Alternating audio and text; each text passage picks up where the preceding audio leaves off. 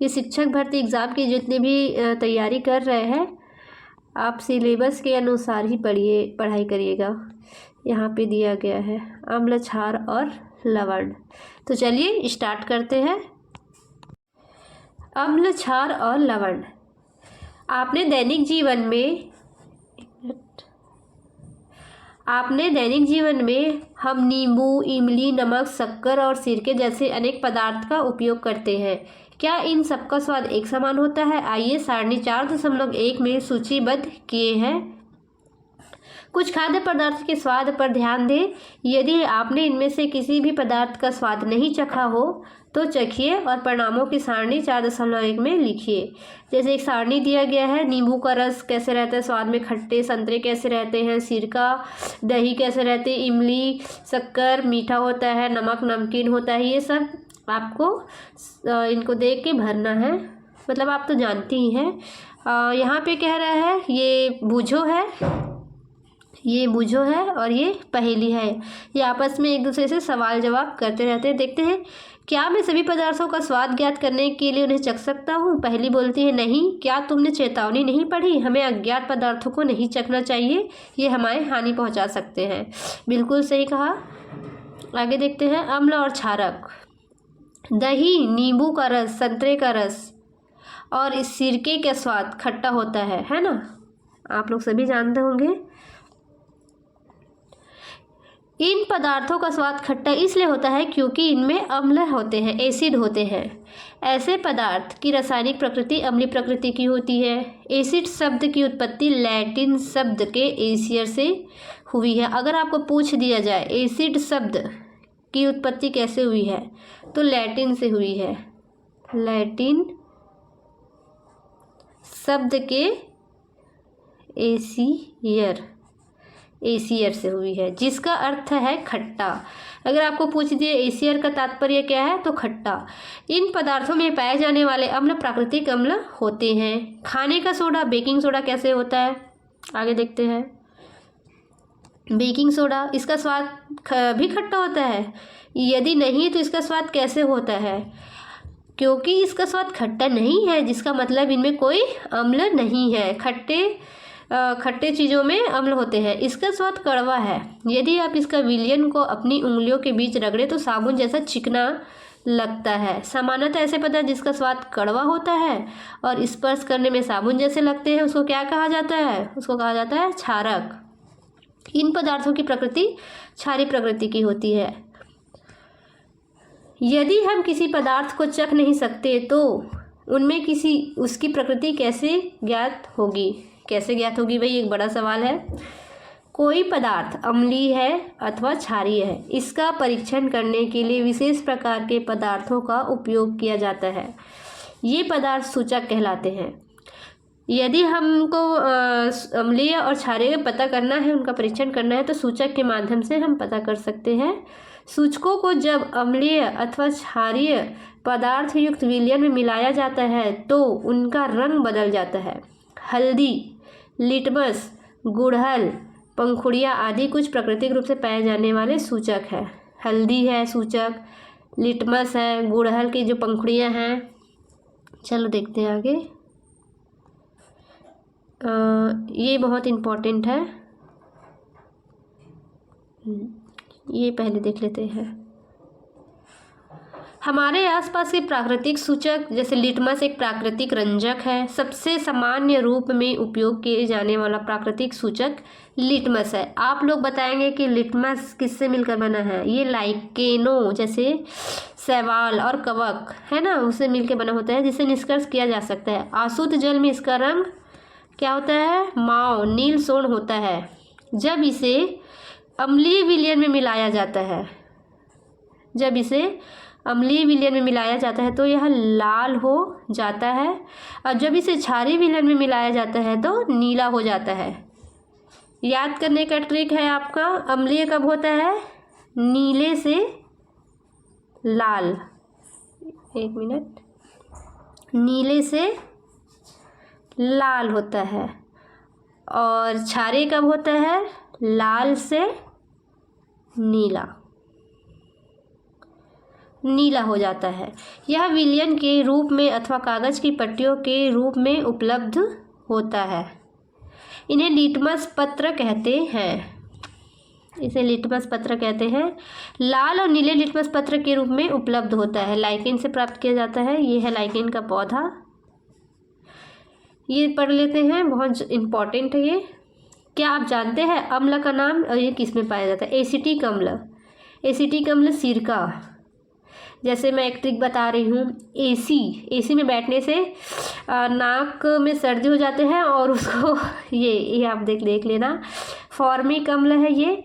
Formic तो आप चींटी का रंग जानते हैं। साइट्रिक अम्ल जैसे साईं बाबा जो नींबू का माला पहने रहते हैं, इस टाइप से कुछ ट्रिक से याद करोगे तो वो लाइफ टाइम थोड़ा याद रहता है। आगे देखते हैं लैक्टिक अम्ल आप जानते हैं दही होता है। ऑक्जेलिक अम्ल पालक में पाया जाता है। एस्कार्बिक अम्ल आंवला सिट्रिक फल में पाया जाता है। एस्कार्बिक अम्ल विटामिन सी होता है ना। टार्ट्रिक अम्ल इमली अंगूर कच्चे आम में पाया जाता है। कभी कभी कन्फ्यूज़न भी हो जाता है, लेकिन हम इसको बार बार पढ़ने से हमको भूलने का जो डर रहता है वो नहीं भूलेंगे। तो इसको आप लोग पढ़ लेना, ये बहुत इम्पोर्टेंट है एग्ज़ाम के साइड से, एग्ज़ाम में पूछा जाता है ये सब। चलिए आगे देखते हैं। ये क्षारक है। क्षारक के नाम है जैसे यहाँ पे देख लेते हैं। कैल्शियम हाइड्रोक्साइड चूने का पानी है ना। अमोनियम हाइड्रोक्साइड अगर OH लास्ट में है ना, तो ये क्षारक हो गई। खिड़की के कांच आदि साफ करने के लिए उपयुक्त मार्जक है। सोडियम हाइड्रोक्साइड NaOH, साबुन पोटेशियम हाइड्रोक्साइड। साबुन किससे मिलकर बना रहता है? Sodium hydroxide, potassium hydroxide.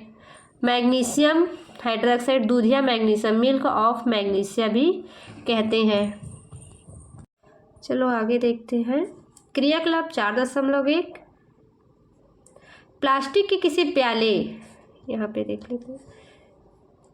Plastic के किसी प्याले, कठोर या परख नली में नींबू का रस लेकर उसमें थोड़ा पानी लीजिए, मिला दीजिए। उसमें डॉपर की सहायता से उपयुक्त विलयन की एक बूंद को लाल लिटमस पत्र पर डालिए।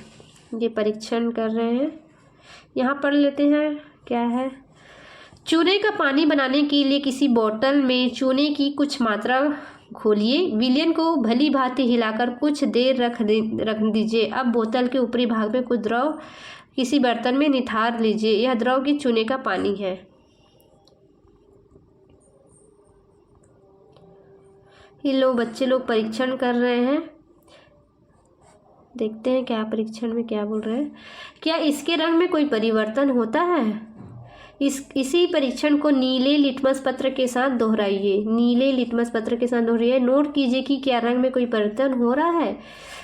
इसी क्रियाकलाप को निम्नलिखित पदार्थों के साथ दोहराइए। जैसे नल के पानी अपमार्जक जो निरमा जो रहता है उसका घोल, वतित पेय पदार्थ और साबुन का विलयन, शैम्पू हो गया, सामान्य नमक का विलयन हो गया, शक्कर का विलयन हो गया, सिरका बेकिंग सोडे का विलयन हो गया, दूधिया मैग्नीशियम, धावन सोडे विलयन, चूने का पानी आदि। इसके साथ आप परीक्षण कर सकते हैं। अपने परीक्षण ये जो सारणी दिया है 4.2 में उसमें भर सकते हैं। क्या आपकी सूची में कुछ ऐसे विलयन है जिसका लिटमस पत्र पर कोई प्रभाव नहीं होता है? इन पदार्थों के नाम लिखिए। ऐसे विलयन जो लाल अथवा नीले लिटमस पत्र के रंग को परिवर्तन नहीं करते उदासीन विलयन कहते हैं। ये आप याद रखिएगा।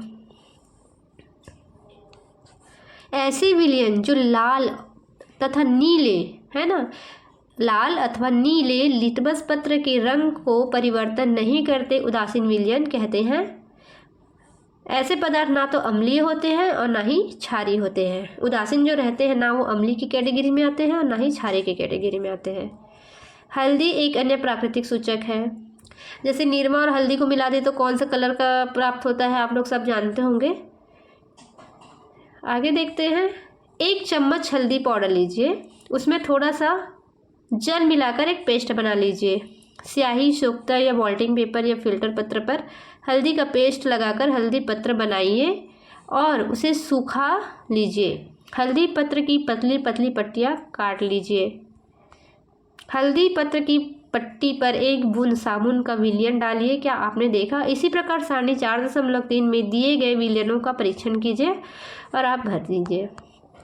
जैसे कि नींबू का रस से परीक्षण करने से क्या होता है, संतरे का रस से, सिरके, ये सब परीक्षण से जल्दी याद होता है। जैसे गुड़हल के पुष्प की पंखुड़ियाँ एकत्र कीजिए, है ना।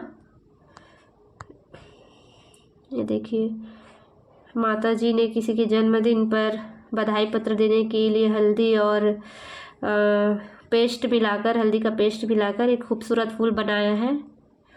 परीक्षण विलयन 4.4 में देखिए शैम्पू, ये सब परीक्षण करने से पता चलेगा। सूचक का अम्लीय, क्षारीय और उदासीन विलयनों पर क्या प्रभाव पड़ता है? गुड़हल के पुष्प का सूचक अम्लीय विलयनों को गहरा गुलाबी, मैजेंटा और क्षारीय विलयन को हरा कर देता है। ये अच्छे से याद कर लेते हैं अपन।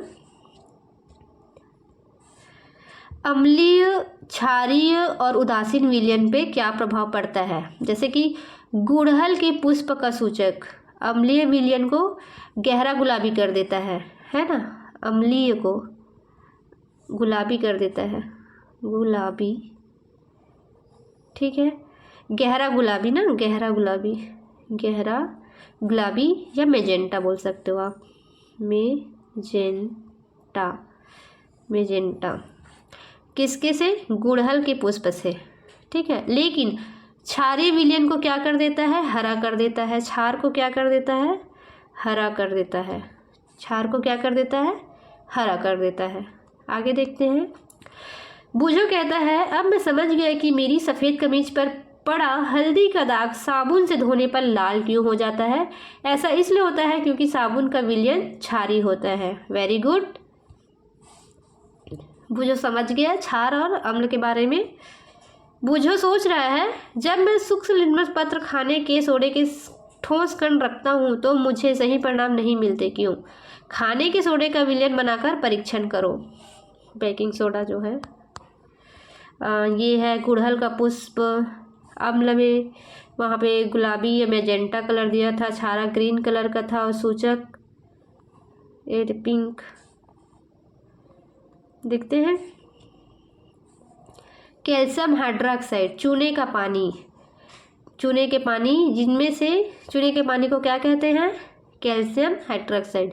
इनमें से प्रत्येक विलयन पर तीनों सूचकों के प्रभाव को प्रदर्शित कीजिए। अपने प्रेक्षण सारणी 4.5 में लिखिए।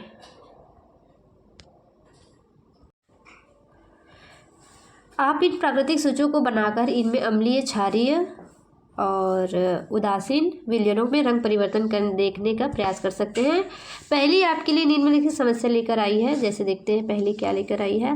कॉफ़ी का रंग है भूरा और स्वाद है कड़वा, अम्ल है या है क्षार। प्रश्न बड़ी है दुश्वार, स्वाद के कारण से अनजान, बिना परीक्षण ना हो ज्ञान। सही कहा। क्रियाकलाप 4 देखते हैं।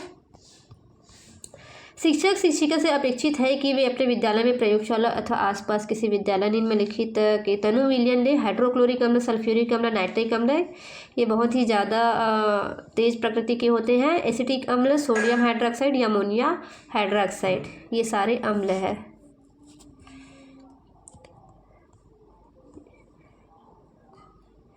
परखनली को धीरे धीरे हिलाइए और आपको अम्ल के रंग में कोई परिवर्तन दिखाई देता है। अम्लीय विलयन में ड्रॉपर में से सोडियम हाइड्रोक्साइड की एक बूंद डालिए। परखनली को धीरे धीरे हिलाइए। क्या विलयन में रंग में कोई परिवर्तन हुआ? विलयन निरंतर हिलाते हुए बूंद बूंद करके सोडियम हाइड्रोक्साइड विलयन डालना तब तक जारी रखिए जब तक वह हल्का गुलाबी ना हो जाए। अब इसमें तनु हाइड्रोक्लोरिक अम्ल की एक बूंद और मिलाइए। क्या आप देखते हैं कि यह पुनः रंगहीन हो जाता है? ये हमने 10वीं में किए थे, 10वीं 12वीं में ये परीक्षण हम किए थे। आप लोग भी याद करिएगा कि आपने कौन से परीक्षण कहाँ किए थे। आगे देखते हैं। यहाँ पे कैल्शियम हाइड्रोक्साइड, चूने का पानी है ना, कैल्शियम हाइड्रोक्साइड, चूने का पानी, इनमें से प्रत्येक विलयन पर तीनों सूचक के प्रभाव को प्रदर्शित कीजिए। जैसे अम्ल का हाइड्रोक्लोरिक अम्ल, ये अम्ल है। लिटमस पत्र पर क्या प्रभाव करेगा? नीला लाल, नीला, सॉरी बन नहीं रहा है यहाँ पे, नीला ये लाल, नीला लाल। हल्दी के पत्र पर क्या प्रभाव पड़ेगा? कुछ नहीं, इसमें असर नहीं होगा। और गुड़हल के पुष्प के सूचक का प्रभाव गहरा गुलाबी, हम लोग ऊपर पढ़े थे, गुलाबी, गहरा गुलाबी, मेजेंटा जो था वो। चलो आगे देखते हैं। चेतावनी भी है कि हमें प्रयोगशाला में किस टाइप से सावधानी से कार्य करनी चाहिए। उदासीनीकरण आपने जाना है कि हमने पढ़ा है कि अम्ल नीले लिटमस को लाल कर देता है और क्षारक लाल को नीला कर देता है। आइए अब देखें कि जब किसी अम्ल को किसी क्षारक में मिलाया जाता है तो क्या होता है। हम सूचक का उपयोग करने से जा रहे हैं जिनका आपने अभी तक उपयोग नहीं किया है। इसे फिनोप्थेलिन कहते हैं। देखते हैं फिनोप्थेलिन। जैसे हमने यहाँ पे पढ़ा है इधर नीचे, ये फिनोप्थेलिन का ही है। फिनोप्थेलिन डालने के बाद कलर गुलाबी हो जाता है और उसमें थोड़ा थोड़ा डालने के बाद वो फिर से उदासीन बन जाता है। फिनोप्थेलिन प्राकृतिक नहीं है, ये लैब में बनाया जाता है। तो आगे क्रियाकलाप पे देखते हैं। यह क्रियाकलाप शिक्षक द्वारा कक्षा में प्रदर्शित करना चाहिए, ना कि स्टूडेंट, क्योंकि प्राकृतिक वाला जितने भी है जैसे सूचक का रूप में आप बच्चे कर सकते हैं, बट ये लैब में बनाया जाता है, इससे थोड़ा सा खतरा है। किसी प्रणाली के 1/4 भाग को तरल हाइड्रोक्लोरिक अम्ल से भर लीजिए, इसका रंग नोट कर लीजिए। फिनोप्थेलिक विलयन के रंग को भी नोट कर लीजिए, हमने ये पढ़ चुके हैं, इधर ये सब है, ठीक है। इसमें दिया है कि मिलाइए, कि 1 बूंद मिलाइए, क्या रंग में कोई परिवर्तन होता है? विलयन पुनः गुलाबी हो जाता है। यह स्पष्ट है कि जब विलयन क्षारीय होता है तो फिनोप्थेलिन गुलाबी रंग देता है, ये मेन पॉइंट है। जब विलयन क्षारीय होता है तो फिनोप्थेलिन गुलाबी रंग देता है। इसके विपरीत जब विलयन अम्लीय होता है तो यह रंगहीन हो जाता है, मतलब विलयन में रंगहीन होता है और उसमें जैसे वो अम्लीय में मिलाते हैं तो अम्लीय रंगहीन हो जाता है। जब किसी अम्लीय विलयन या क्षारीय विलयन दोनों को मिलाया जाता है तो दोनों एक प्रभाव में आकर उदासीन हो जाता है। जब किसी अम्ल और क्षारक के विलयन को उचित मात्रा में मिलाया जाता है तो विलयन की प्रकृति ना तो अम्लीय होती है और ना ही क्षारीय होती है। दूसरे शब्दों में अम्ल और क्षारक दोनों ही प्रकृति लुप्त हो जाती है। इस प्रकार बना विलयन ना तो अम्लीय होती है और ना ही क्षारीय होती है। उदासीनीकरण के तत्काल बाद प्रणाली को स्पष्ट करें, आपके क्या अनुभव किया? उदासीनीकरण अभिक्रिया में सदैव ऊष्मा निकलती है, ये पॉइंट है, हम याद कर सकते हैं। उदासीनीकरण अभिक्रिया में सदैव ऊष्मा निकलती है, अर्थात निर्मुक्त होती है। निर्मुक्त ऊष्मा से भी प्राय मिश्रण का ताप बढ़ जाता है। जो हम लोग मिलाए रहते हैं उसमें जो मिश्रण होता है उसका ताप बढ़ जाता है। उदासीनीकरण अभिक्रिया में नया पदार्थ निर्मित होता है जिसको कहते हैं लवण। उदासीनीकरण की प्रक्रिया से क्या बनता है? लवण बनता है। लवण अम्लीय, क्षारीय अथवा उदासीन प्रकृति के होते हैं, ये आप याद रखना। लवण क्या होता है? अम्लीय भी हो सकता है, क्षारीय होता है और उदासीन भी हो सकता है। अतः उदासीनीकरण को निम्न रूप से परिभाषित किया जा सकता है। आगे देखते हैं। किसी अम्ल और किसी क्षारक के बीच होने वाली अभिक्रिया उदासीनीकरण कहलाती है। किसी अम्ल किसी क्षारक के बीच होने वाली अभिक्रिया क्या कहलाती है? उदासीनीकरण कहलाती है। इस प्रक्रिया में ऊष्मा के निर्मुक्त होने के साथ साथ लवण और जल निर्मित होता है। लवण तो बनता है, साथ में भी जल प्राप्त होती है। देखते हैं, क्या आप अम्ल वर्षा शब्द से परिचित हैं? सब जानते हैं अम्ल वर्षा क्या है? क्या आपने कभी अम्ल वर्षा के क्षतिकारी प्रभाव के बारे में सुना है? जैसा कि नाम से पता चलता है कि जब वर्षा जल में अम्ल की मात्रा अत्यधिक होती है, जैसे जल है उसमें अम्ल की मात्रा अधिक हो गई तो वह अम्ल वर्षा कहलाती है। वर्षा जल में ये अम्ल कहाँ से आते हैं? वर्षा जल वो तो अशुद्ध जल रहता है, जैसे अम्लीय इसलिए हो जाता है क्योंकि carbon dioxide, sulphur dioxide, nitrogen dioxide जैसे गैसें जो वायु में प्रदूषकों के रूप में निर्मुक्त होती है, वर्षा जल में घुलकर क्रमशः कार्बोनिक अम्ल, सल्फ्यूरिक अम्ल, नाइट्रिक अम्ल बनाती है। अम्ल वर्षा भवनें, ऐतिहासिक इमारतें, पौधे और जंतु को क्षति पहुंचा सकती है। ये बहुत इम्पोर्टेंट है। देखते हैं आगे। अम्ल और क्षार, जैसे अम्ल अम्ल प्लस क्षार, ये मिलकर क्या बनाते हैं, लवण प्लस जल बनाते हैं और ऊष्मा निर्मुक्त करते हैं, है ना। निम्नलिखित अभिक्रिया इसका उदाहरण है, जैसे हाइड्रोक्लोरिक अम्ल, ये अम्ल है, सोडियम हाइड्रोक्साइड ये क्षार है, ये दोनों मिलकर क्या बना रहे हैं, NaCl सोडियम क्लोराइड जो उदासीन है, और क्या इसके साथ ये जल प्राप्त होता है, लवण और जल। ये नमक जो रहता है वो क्षार हो सकता है, लवण हो सकता है, और क्षार हो सकता है, अम्ल हो सकता है और उदासीन भी हो सकता है। ये बूझों ने चूने के पानी में तनु सल्फ्यूरिक अम्ल मिलाया, अभिक्रिया मिश्रण गर्म हो जाएगा अथवा ठंडा। तो बूझों ने पानी में तनु सल्फ्यूरिक अम्ल मिलाया है तो अभिक्रिया गर्म हो जाएगा, ठीक है, क्योंकि ऊष्मा निकलती है ना। उदाहरण देख रहे हैं अब। उदाहरण में अपाचन, हमारे अमाशय में हाइड्रोक्लोरिक अम्ल पाया जाता है। क्या पाया जाता है, हमारे अमाशय में हाइड्रोक्लोरिक अम्ल पाया जाता है। आप अध्याय 2 में पढ़ चुके हैं, ठीक है। यह भोजन के पाचन में हमारी सहायता करता है, लेकिन अमाशय में अम्ल की आवश्यकता से अधिक मात्रा होने से अपाचन हो जाता है। कभी कभी अपाचन काफ़ी कष्टदायक होता है कि अपाचन से मुक्त पाने के लिए हम दूध या मैग्नीशियम जैसे कोई भी प्रति अम्ल लेते हैं, जिसे मैग्नीशियम हाइड्रोक्साइड होता है। ये बहुत सारे एग्जाम में पूछा जाता है, तो आप इसको याद रखिएगा, क्योंकि अगर हमारे पेट में अमाशय में अम्ल की अधिक से अधिक मात्रा ज़्यादा हो जाता है तो हम क्या लेते हैं, मैग्नीशियम हाइड्रोक्साइड जो क्षार है। यह अत्यधिक अम्ल के प्रभाव को उदासीन कर देता है। हमने आगे पढ़ा था कि अम्ल और क्षार बराबर होते हैं, जो उदासीन कर देता है। चींटी का डंक है। चींटी के डंक में क्या रहता है, जब चींटी काटती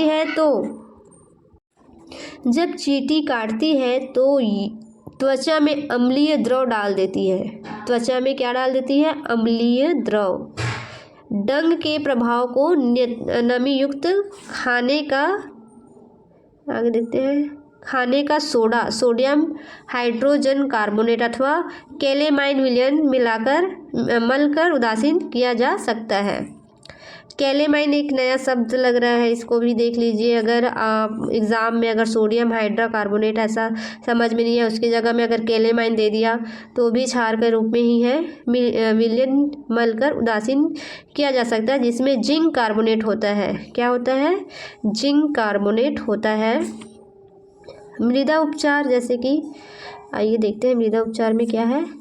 रासायनिक उर्वरकों का अत्यधिक उपयोगी मृदा को अम्लीय बना देता है। जैसे हम लोग खेतों में अच्छे फसल के लिए उर्वरक डाल देते हैं, जिसमें मृदा अत्यधिक अम्लीय अथवा अत्यधिक क्षारीय हो जाती है ना, तो पौधे की वृद्धि अच्छी नहीं होती है। दोनों बराबर होनी चाहिए। जब मृदा अत्यधिक अम्लीय होती है तो उसमें बिना बुझा हुआ चूना कैल्शियम ऑक्साइड अथवा बुझा हुआ चूना कैल्शियम हाइड्रोक्साइड जैसे क्षारक में उपचारित किया जाता है।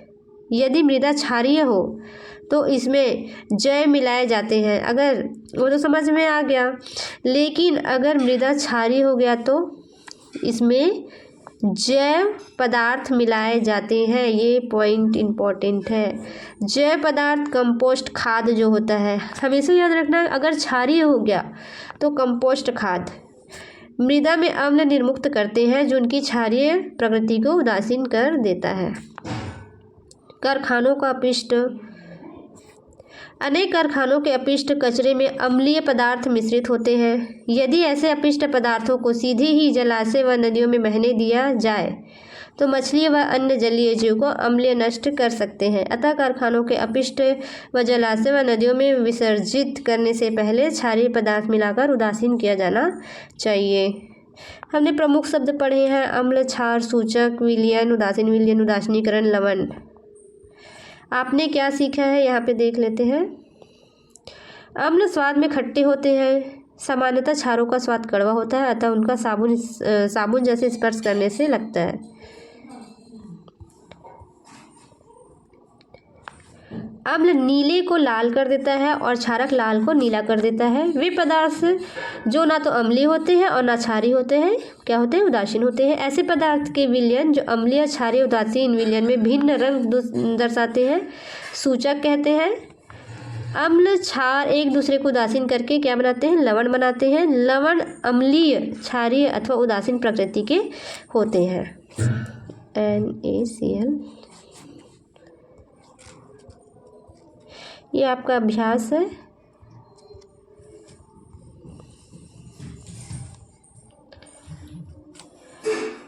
चलिए दोस्तों, अब मिलेंगे नेक्स्ट वीडियो में। यहीं तक, धन्यवाद।